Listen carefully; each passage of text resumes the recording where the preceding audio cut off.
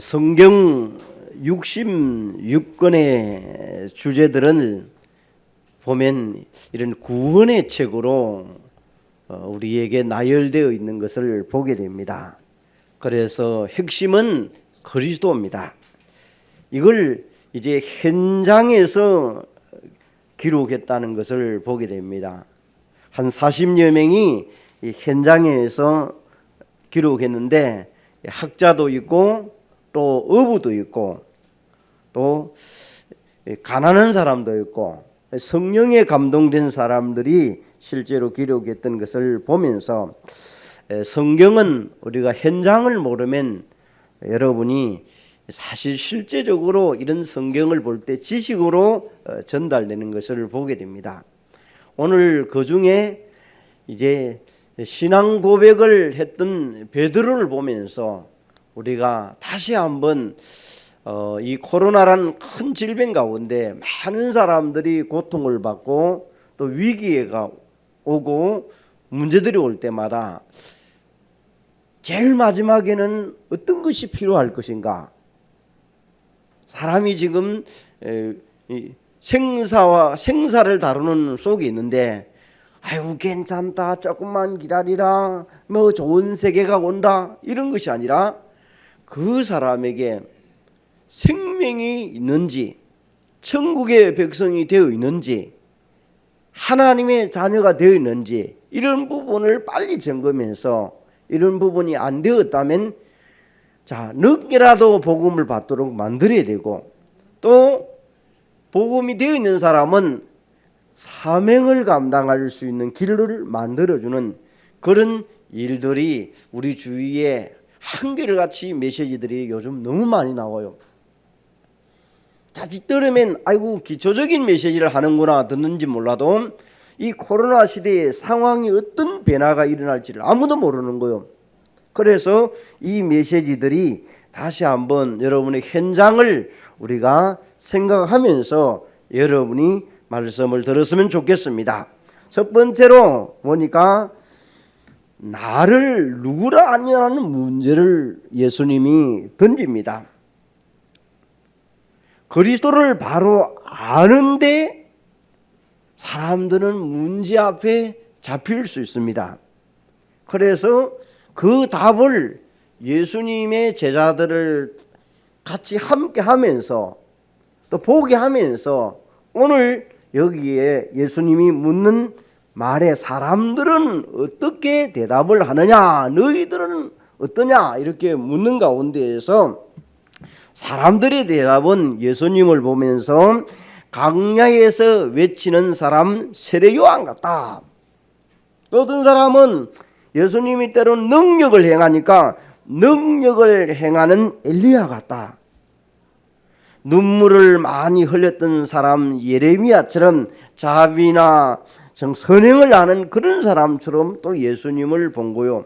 또 한면으로 지식을 증거하는 사람 중에 하나 선지자 같다. 이럴 때에 예수님이 저들에게 묻는 내용들입니다. 그때 베드로는 주는 그리스도시요 살아계신 하나님의 아들이라고 고백을 합니다. 자, 이 고백이라는 단어를 하는 내용이 나옵니다. 주는 그리스도라고 고백하는 내용. 우리가 어려울 때, 문제가 올 때, 위기를 만날 때 언제든지 주는 그리스도시요 살아계신 하나님의 아들이라고 고백할 때 누가 제일 싫어하겠습니까?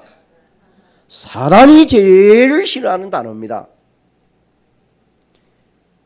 세상 사람들은 보면서 아이고 뭐 자꾸 뭐 여우는 같다 이래 하지만은요 영적으로 보게 되면 사단이 제일 싫어해요.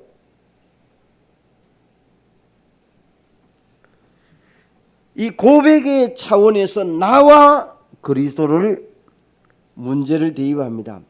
때로는 증거의 측면에서 예수가 그리스도라는 것을 선포하기도 합니다.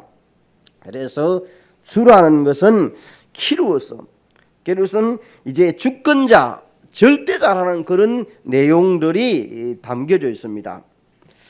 여러분 뭐에 대한 주권자입니까? 생명의 주요 만물의 주요, 능력의 주요, 창조의 주가 되신 그분이시다.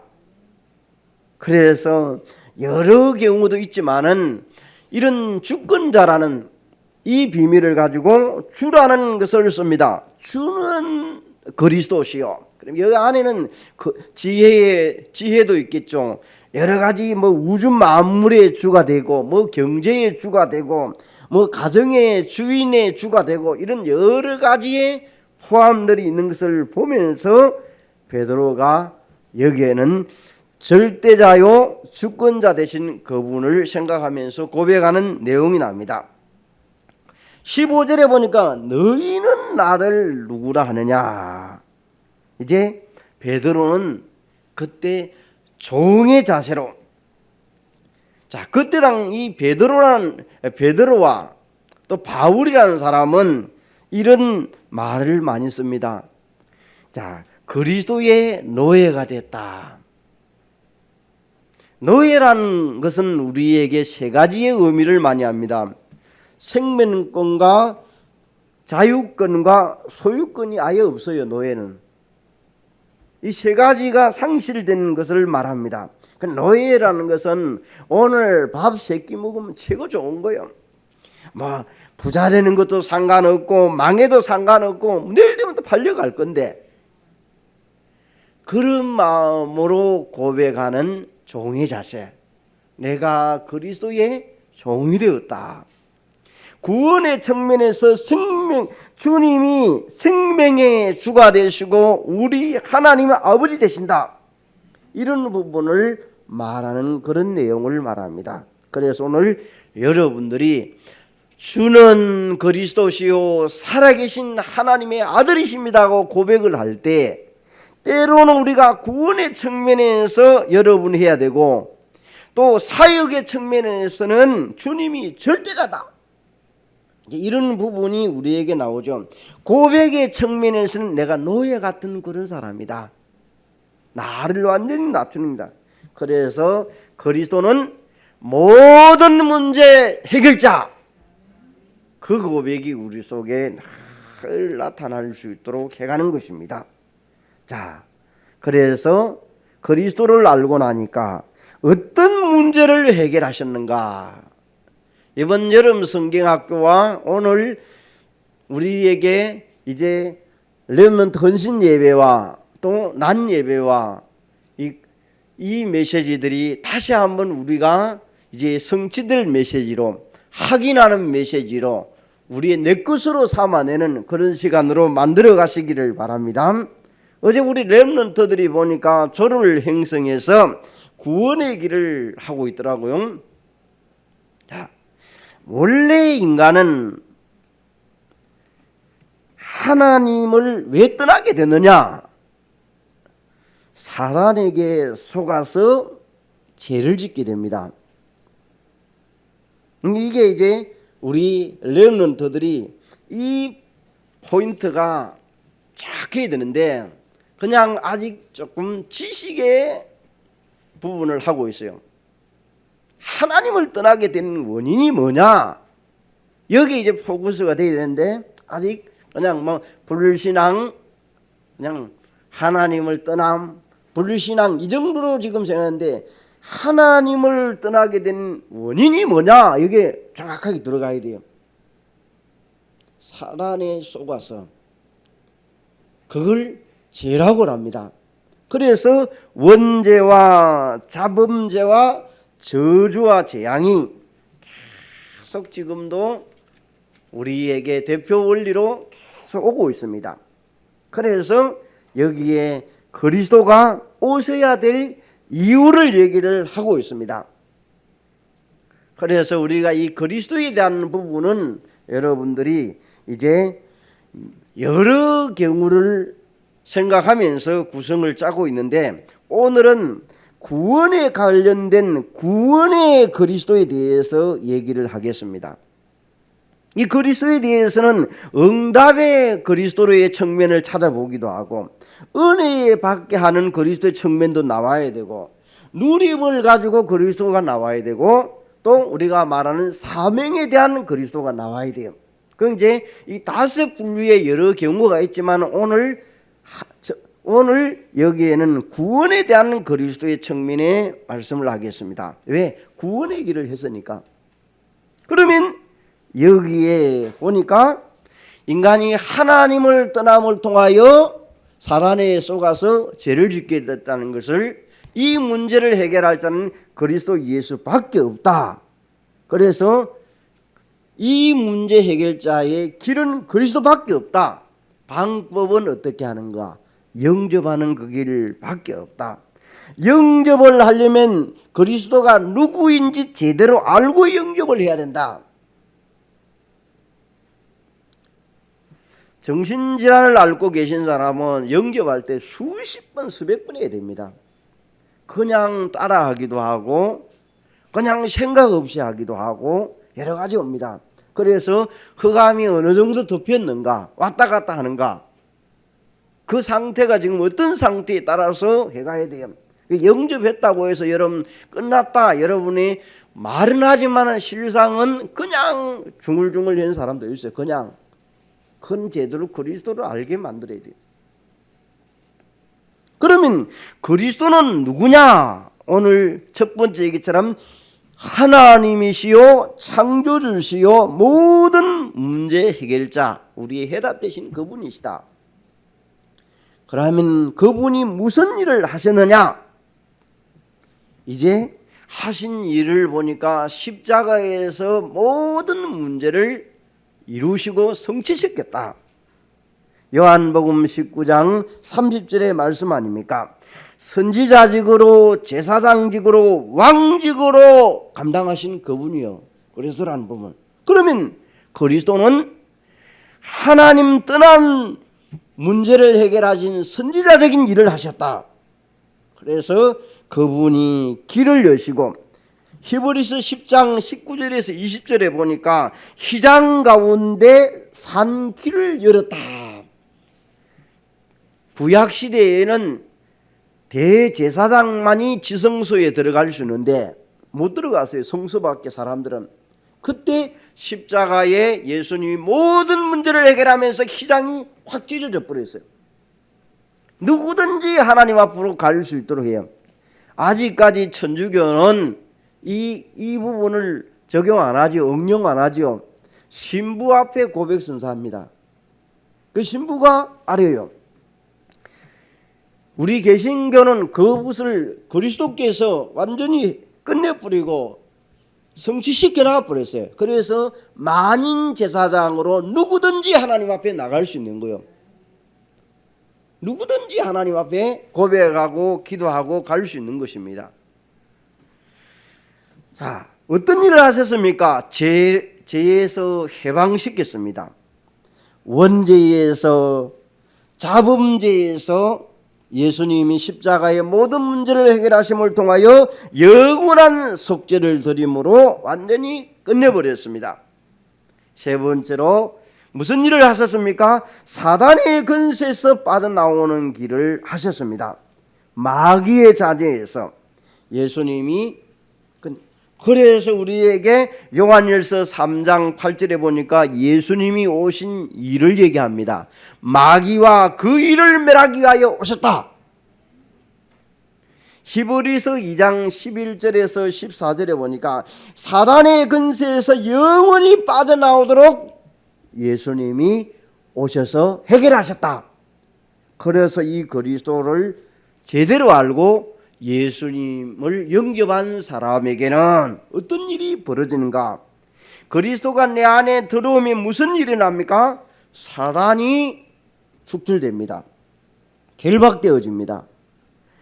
신분이, 우리는 하나님의 자녀로 바뀌어버렸습니다. 모든 권세가 우리 안에 들어오심을 알게 됩니다. 그래서 영접할 때 모든 문제는 오늘 끝나는 것입니다. 그래서 우리가 이 5가지의 확신을 늘 고백합니다. 첫 번째 뭡니까? 구원의 확신. 구원받았다는 확신입니다. 기도하면 응답된다는 확신. 성령이 지금도 나를 인도하고 계시다는 인도의 확신. 사죄 끝났다는 확신. 그래서 우리에게 승리의 확신입니다. 문제같이 보이지만은 지나고 나면 하나님 우리에게 승리를 주십니다. 영접할 때 어떤 문제가 해결됐습니까? 과거의 문제, 현재의 문제, 미래의 문제까지 완전히 해결되었습니다. 그래서 여러분이 지금도 영접함을 제대로 영접한 사람은 성령이 역사하십니다. 그리스도를 마음에 진짜로 영접한 사람은 지옥 가지 않습니다. 영접을 다시 한번 여러분이 확인해야 될 것입니다. 영접할 때에 하나님은 한 영혼을 하나님이 여러분에게 맡기십니다. 그냥 영접하지 않습니다. 현장에 실제적으로 해본 사람은 알 거예요. 우리는 현장에 나가서 어린아이들은 쉽겠지 이렇게 해가지고 여러분 어린이로 이렇게 합니다마는 실제로 영접을 하나님이 하도록 하려고 말 때는 아이라도 안 해요. 이유를 따라요. 우리 엄마가 지금 급히 오라 그래요. 가버려요. 잘 듣다가 사탕 받을 때까지는 잘했는데 도망가 버려요. 하나님의 백성이 아닌 사람은, 물론 시간표가 지금 아닌 사람은 영접 안 해요. 제대로 우리가 그리스도를 전달했다면 거짓으로 하는 사람 많이 있습니다. 그래서 한 영혼을 맡길 때는, 여러분이 엄마에게 아기를 맡길 때는 여러분이 정말 부모는 애착이 가고 피똥이 나오도 그 울음이 와도 엄마는 그 아이를 감사하고 합니다. 대리 엄마는 요즘 유치원에 보니까, 어린이집에 두들패대 보니까요, 말 안 듣고, 엄마는 안 그렇습니다. 자기 아이는요 감싸고 힘들어도 눈물 나도 하는 게 부모입니다. 그래서 영접은 하나님이 아무나 하도록 하지 않습니다. 자, 이 그리스도를 제대로 알고 우리에게 이것을 하나님을 떠난 문제로 사단이 했다는 것을 알고 죄에 잡혀서 하나님을 떠나다 보니까 고통과 눈물과 과거 문제, 운명에 잡혀서 사람들은 떠난 결과로 우리 구원의 길을 할 때 오른쪽 편에 어제 랩런트를 잘하다 보니까요, 여러분의 영적 문제가 오게 됩니다. 왜? 마귀의 자녀니까. 사람들이 하나님 떠난 문제를 해결하지 못하다 보니까 고통과 눈물과 한숨밖에 없다 보니까 나름대로 우상을 섬기고 미신을 섬깁니다. 그래서 점하고 굿하고 이사도 함부로 못 가는, 묘자리도 함부로 못 서는 그런 일들이 벌어지는 영적 문제에 걸립니다. 자, 그런 일들이 나날이 되어지다 보니까 정신적으로 눌리고 상처에 눌리다 보니까 정신 문제에 오게 됩니다. 불안하고 초조하고 심지어 허무하고 여러 가지 불면증과 우울증이 그런 정세로 오는 배경들입니다. 아무리 배경 좋고 돈이 많아도 이런 문제에 시달리기 시작하면 행복할 수가 없습니다. 이제 육신적으로 몸에 나타날 정도로 불치병과 우한과 악몽에 시달리면서 가위에 눌리고 변명 없이 온몸이 눌리고 죽어갑니다. 이 무당들이 특징이 이 정도 와버리면요, 옆에서 당신 신을 받아라고 얘기합니다. 특징이 무당들에게는 분명히 와 있습니다. 자, 이제 후대들에게 영적 문제인 것을 원인을 제대로 알리지 못하고 우상 숭배하다가 귀신에게 붙잡혀 자신도 망하고 후대들에게 영적인 유산을 물려줘서 우리 한국에 제일 많은 제사 문화 같은 것들을 물려줘 가고 있습니다. 자, 하나님을 떠난 결과로 온 이런 문제들이 계속 운명이란 사주팔자라는 것 속에서 불신자들이 잡고 있습니다. 그래서 모든 문제를 해결하는 그리스도 왕적 선지자적인 제사장적인 이 그리스도의 비밀을 알고 우리는 그 그리스도의 비밀을, 그리스도의 직을 갖고 오신 그분이 예수요. 그 예수를 영접할 때 그 문제는 해결되게 되어 있습니다. 자, 어디서 해결합니까? 십자가에서 이미 끝내버렸습니다. 2000년 전에 그분이 3일 만에 부활함으로 지금 우리에게 성령으로 함께 하시는 이유는 우리 안에 들어와서 영원토록 함께 하기 위하여 영접할 때 일어나는 것입니다. 지금도 살아계시는 현재성이 나타나면서 여러분에게 응답과 증거들로 나타나게 될 줄로 믿습니다. 하나님의 아들을 주신 이유는 생명을 살리려고. 그래서 그 아들의 비밀은 생명입니다. 생명을 상실한 자에게 이걸 복음 전해서 그 생명이 회복되도록 예수님이 오늘도 십자가에서 죽으시고 우리의 모든 문제를 해결하시고 여러분의 영접할 때에 회복될 줄로 믿습니다. 그래서 그 아들로 우리에게 확정되었음을 믿고 누구든지 이 복음을 전달해서 언제? 지금입니다. 앞으로 우리는 5분 일도 예배 마치고 난 다음에 돌아가는 일도 알 수가 없습니다. 이 영접이 중요합니다. 어디입니까? 계시록 3장 20절에 우리 마음 중심에 예수님을 영접할 때 하나님의 자녀의 권세를 얻게 되는 것입니다. 그래서 성령이 우리 안에 계심을 믿고 가는 것입니다. 여러분, 세 번째로 오는 이제는 여러분이 우리에게 오른쪽에 운명이 잡힌 문제를 그리스도 예수를 영접함을 통하여 이제는 우리에게 축복이 왔음을 깨닫는 것입니다. 고백을 하셨으니까 어떻게?